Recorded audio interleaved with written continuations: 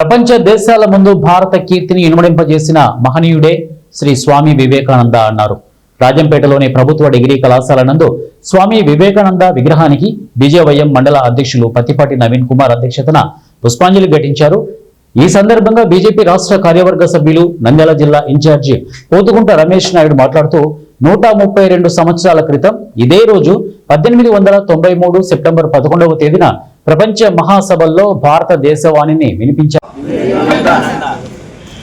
అందరికీ నమస్కారం. ఈరోజు సెప్టెంబర్ 11th స్వామి వివేకానంద ప్రపంచ మహాసభల్లో మాట్లాడిన దినం. మన దేశ కీర్తిని ఇనుమడింపు చేసిన రోజు ఈరోజు. అటువంటి రోజును మనం గుర్తు చేసుకోవాల్సిన బాధ్యత మనందరిపైన ఉంది. కాబట్టి ఈరోజు మన ప్రభుత్వ డిగ్రీ కళాశాలలో స్వామి వివేకానందకు పుష్పాంజలి ఘటించి నివాళులు అర్పించడం జరిగింది.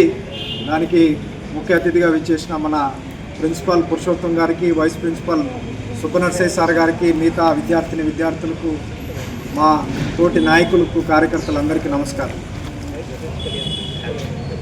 స్వామి వివేకానంద మనకు తెలుసు 1863 జనవరి 12వ తారీఖున జన్మించారు.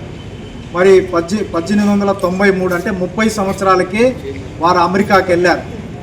మరి అమెరికా వెళ్ళిన తర్వాత ఇందాక సార్ చెప్పినట్టు ఆయన కాషాయం గుడ్డలు వేసుకొని ఒక మూల కూర్చోంటే మనకు మాట్లాడడానికి అవకాశం ఇవ్వలేదు. 9వ తారీఖు ఇస్తానని చెప్పి ఇవ్వకుండా 11వ తారీఖు ఇచ్చారు. మరి ఇచ్చిన వెంటనే ఆయన మొట్టమొదటి ప్రసంగం అమెరికన్ సోదరీమణులారా అని ప్రారంభించడం జరిగింది. అంతవరకు అమెరికాలో మాట్లాడిన ఏ వ్యక్తి కూడా by brothers and sisters of America అన్నవాడే లేడు. ఈయన ఆ మాట అన్న తర్వాత సభ మొత్తం లేచి కరతాళ ధ్వనులతో మారు మోగింది. ఆయన చెప్తూ, నేను అత్యంత ప్రాచీనమైన యతి సాంప్రదాయాలకు విలువనిచ్చే దేశం నుంచి వచ్చాను. మా దేశం తరపున మీ అందరికీ స్వాగతం సుస్వాగతం అంటూ మన దేశ గొప్పతనాన్ని తన ప్రసంగంలోనే చెప్తూ వచ్చాడు. మేము ప్రపంచానికి నాగరికత నేర్పిన దేశం, ప్రపంచంలోనే అందరికీ కట్టుబొట్టు నేర్పిన దేశం, మొట్టమొదటి విశ్వవిద్యాలయం ఉన్న దేశం.